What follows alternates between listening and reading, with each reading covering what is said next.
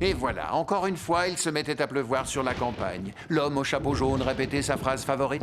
Quel beau temps pour les canards. Et quand la pluie s'arrêtait, c'était un beau temps pour les petits singes.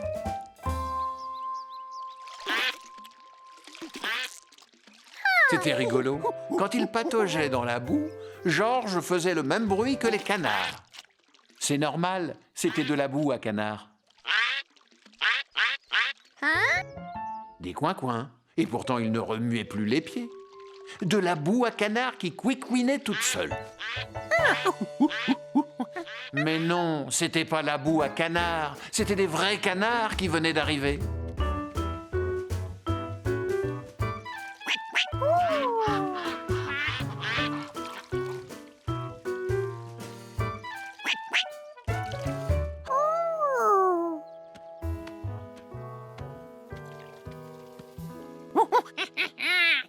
Oh, comme ils sont mignons. Qu'est-ce que je t'avais dit? C'est un beau temps pour les canards.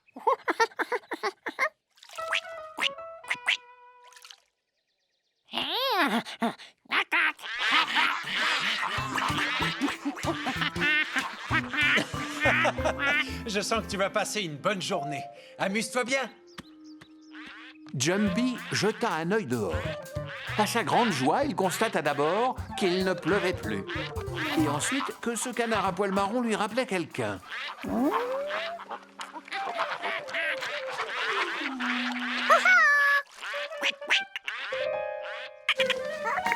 En général, Jumpy ne s'approchait pas trop de ceux qu'il ne connaissait pas. Et furtif, le petit canard réagissait comme lui.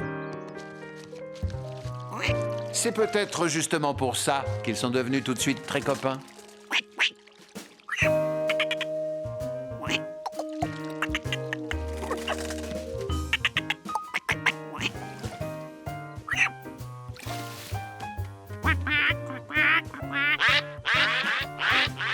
Comme il avait joué toute la journée près de la mare avec les canards, il en rêva toute la nuit.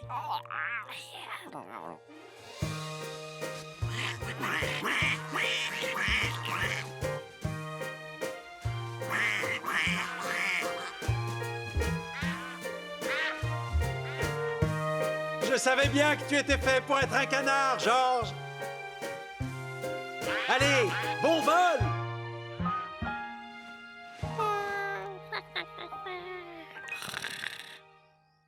Bon, maintenant qu'on sait à quoi rêvent les singes, à quoi peuvent bien rêver les écureuils?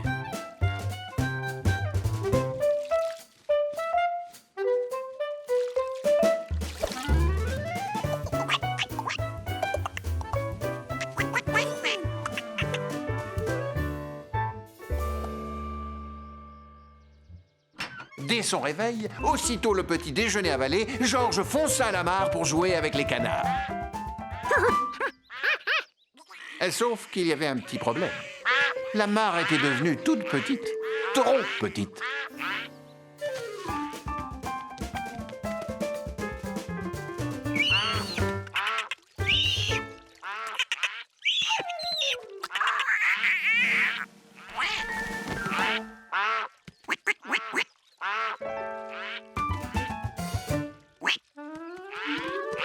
Georges?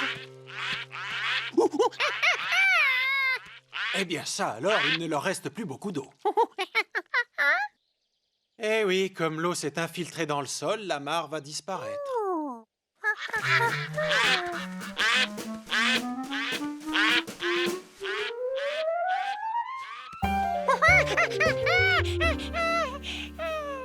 Les canards ont toujours besoin d'eau, tu sais. Quand l'eau disparaît, ils s'en vont. C'est ça, la vie des canards.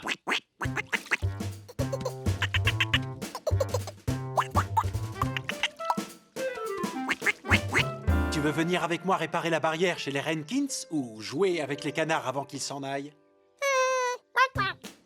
Ça va, j'ai compris. Ne t'inquiète pas, je n'en ai pas pour longtemps. Quelle catastrophe! Quand il n'y aurait plus d'eau, les canards partiraient. Et Georges n'y pouvait rien. Quoique... Quoique si les canards voulaient de l'eau, il allait leur en donner. Salut, Georges! Si la mare aux canards était presque vide, le bassin de Georges, lui, était plein. Qu'est-ce que Georges pouvait faire? Remplir la mare? Comme ça, les canards resteraient.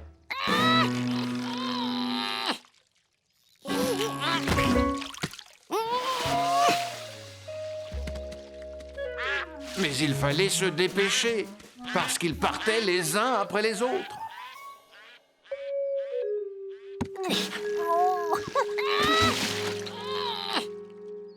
Pourquoi ce bassin était-il si lourd?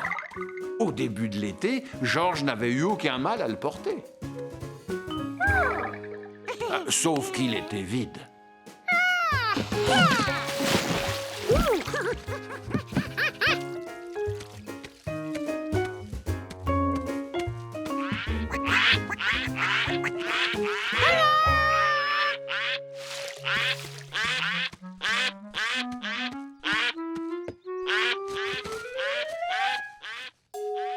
L'eau! Il avait oublié l'eau!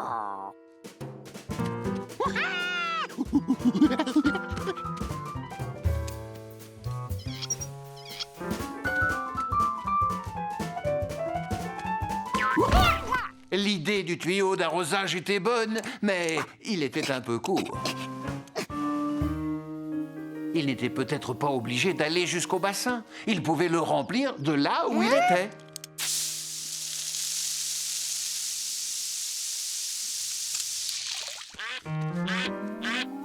Il ne restait qu'un canard et demi près de la mare. Il fallait coûte que coûte remplir le bassin.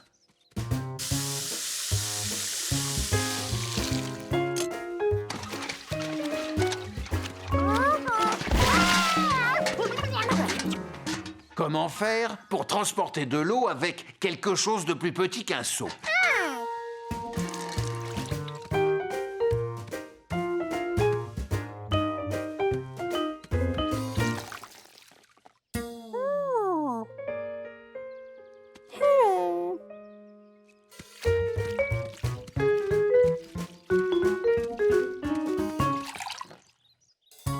Il allait falloir en faire des allers-retours.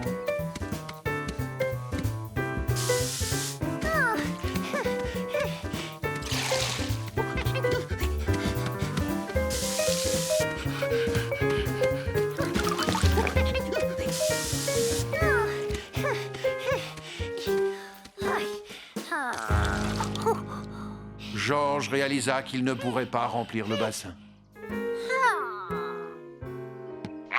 C'était fichu. Écoute, Georges, ça fait un moment que je te vois essayer de remplir le bassin. Tu crois vraiment pouvoir y arriver de cette manière? Ça se voit que tu habites en ville. Il y a un moyen plus simple pour transporter de l'eau. Viens, je vais te montrer.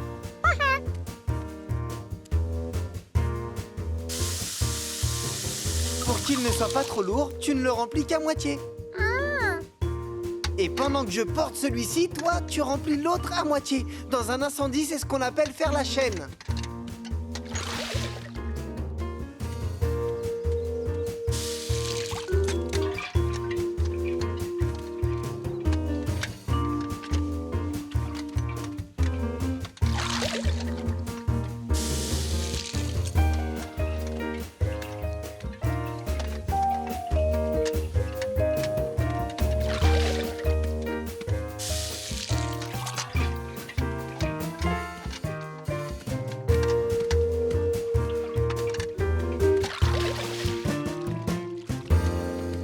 Ça y est, c'est plein. Tu peux venir.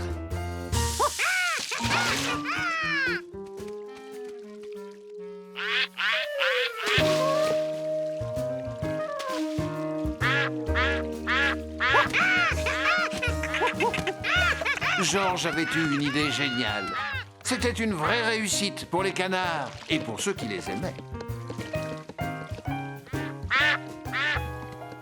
Le bassin est beaucoup trop près du bord. Je vais essayer de le tirer vers l'arrière.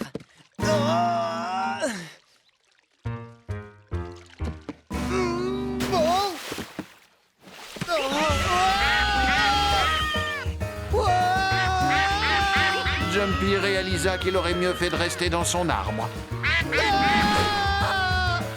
Dis donc, Georges, c'est toi qui fais tout ça. Oh, mais qu'est-ce que...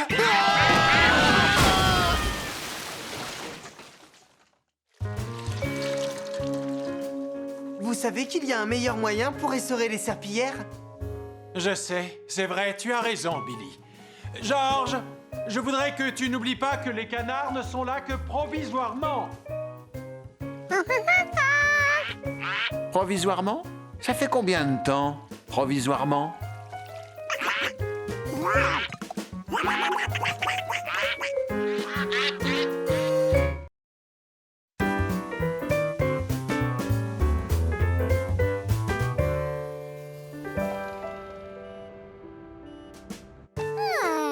Georges adorait avoir toute une matinée pour dessiner.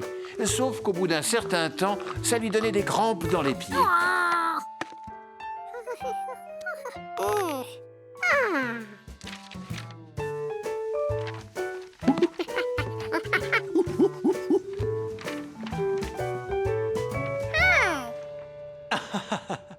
Ah oui, c'est amusant, une banane qui conduit une voiture. Oh, c'est moi! Oh, mais je suis très honoré d'avoir servi de modèle pour un tel chef-d'œuvre. Et est-ce que tu sais où on va mettre cette œuvre d'art? Sur le réfrigérateur. Et on va utiliser des aimants pour la faire tenir. Voyons, voyons, il me semble que j'en ai quelques-uns dans le tiroir. Ah. Malheureusement, c'est le seul qui me reste.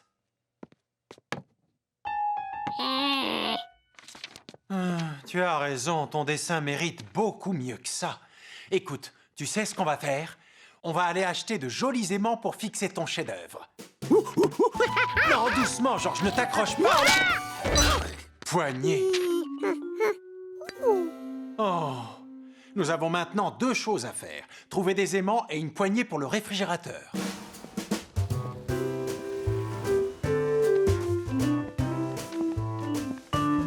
Bonjour, professeur Wiseman. Bonjour. Oh, très joli. Mais ce n'est pas ici qu'il fallait venir. Ce dessin doit être exposé dans une galerie. Oh. Nous sommes venus acheter de jolis aimants pour le fixer sur la porte du frigo. Tiens, comme vous êtes là, vous voulez visiter notre nouvel aimantorium? Oh, volontiers. Oh, c'est plutôt à Georges qu'il faut le proposer. Georges aurait préféré rentrer pour accrocher son dessin.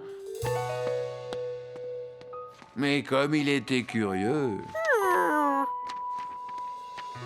Bienvenue dans notre aimantorium.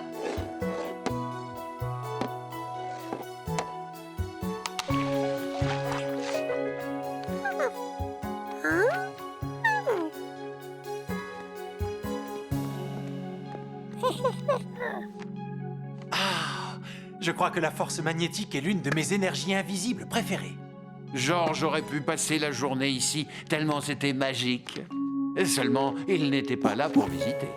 Hein? Oh, c'est vrai. Ah, oui, nous reviendrons un autre jour pour en profiter davantage. Avant que tu ne partes, tu veux essayer de toucher l'arrière des voitures avec cet aimant, Georges?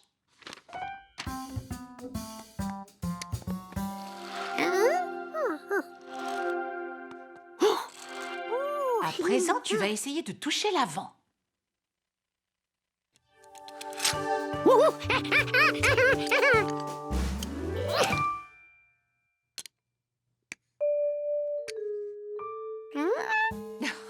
Non, il n'y a que certains métaux qui peuvent être aimantés.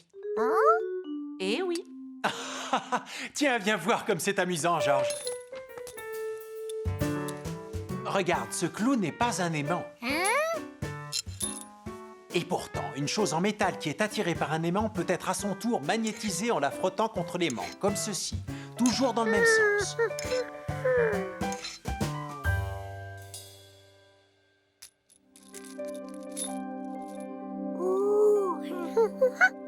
C'est vrai que c'est tout à fait surprenant. Oh, j'ai failli oublier cette plaque. Elle possède aussi une énergie magnétique? Celle-là, non. C'est la plaque à pizza que vous m'aviez prêtée. J'allais oublier de vous la rendre. Merci encore.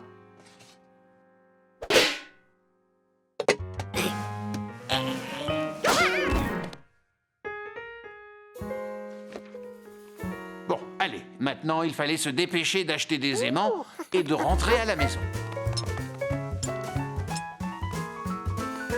Mais avant, Georges voulait savoir s'il y avait d'autres choses qui pouvaient être aimantées, comme ce squelette de dinosaure.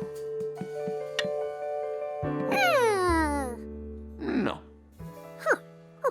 Bon, alors peut-être cet animal en pierre? Non plus. L'armure? Ah oui, terriblement. Oh, il est là. Georges! Oh, je tiens l'armure. Allez-y maintenant, tirez-le.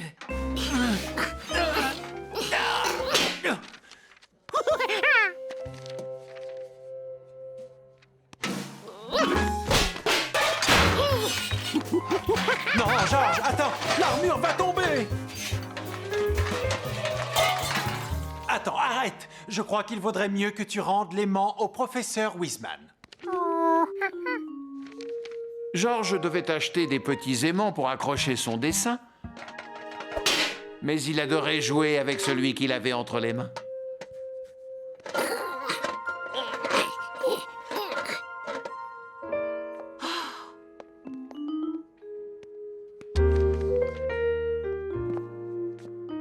Je te remercie, Georges.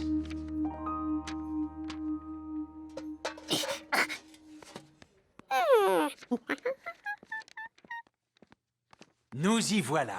On va acheter plein de ces jolis petits aimants. Qu'est-ce que tu en dis? Comme il n'était pas sûr d'avoir magnétisé la plaque en frottant l'aimant dessus, Georges voulait vérifier avec des objets métalliques.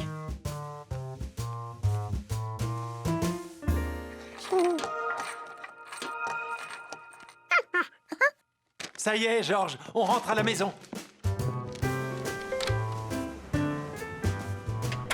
Oh, tu vas voir comme ça va bien tenir sur le réfrigérateur. Maintenant qu'ils avaient trouvé ce qu'ils cherchaient, ils pouvaient rentrer chez eux. Sauf que... Attends, on a encore un achat à faire. Tu as déjà oublié? Il nous faut une nouvelle poignée de porte pour le réfrigérateur.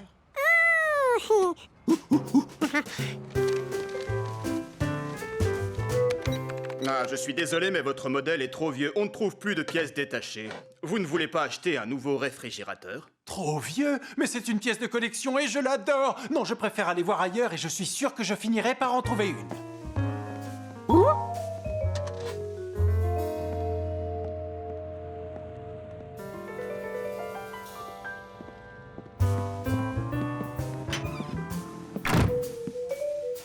Si ça continuait, Georges ne pourrait jamais accrocher son beau dessin.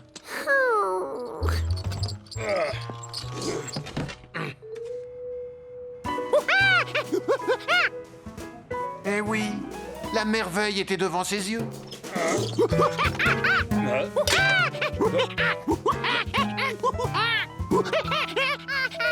C'était simple à comprendre pourtant. De toute façon, il allait chercher l'homme au chapeau jaune. Mais qu'est-ce qu'il a dit? Aucune idée, madame. Moi, je comprends pas le langage des singes. Pas de chance, trop tard. L'homme était parti avec son chargement. Ce que tu voulais me montrer a disparu? Mais où est la plaque? Et ton beau dessin? Georges les avait posés à côté de lui, mais bizarrement, ils avaient disparu.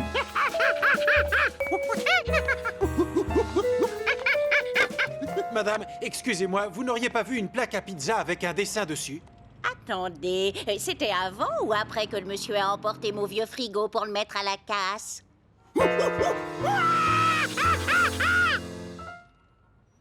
Écoute, je ne comprends pas ce qui s'est passé, mais si la plaque et ton dessin sont là, on va les retrouver.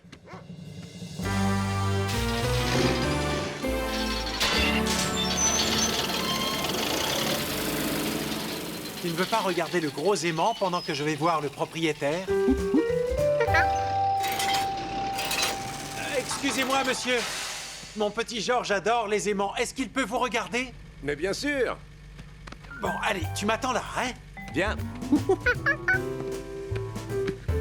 Tu vois, c'est ce qu'on appelle un électroaimant. Il est très puissant. Tiens, appuie sur ce bouton rouge et regarde bien ce qui se passe. T'as vu? On a coupé l'aimantation et la machine à laver s'est détachée.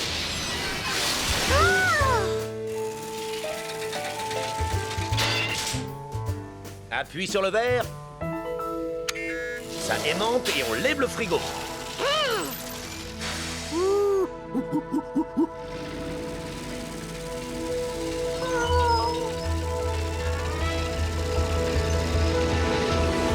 Allez, appuie sur le bouton rouge et largue le frigo dans le broyeur. Pas de question de laisser son plus beau dessin être écrasé comme un vieil appareil inutile. Non, ne touche pas au levier, appuie sur le bouton. Vos chances de retrouver une plaque à pizza dans ce chantier. La voilà. Oh! Et ça, c'est exactement la poignée dont j'ai besoin. Combien est-ce que vous me la vendez? Oh, vous n'avez qu'à donner un petit pourboire au grutier.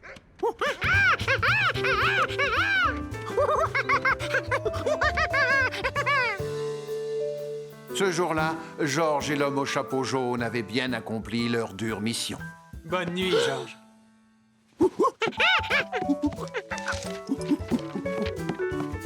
Mais qu'est-ce que...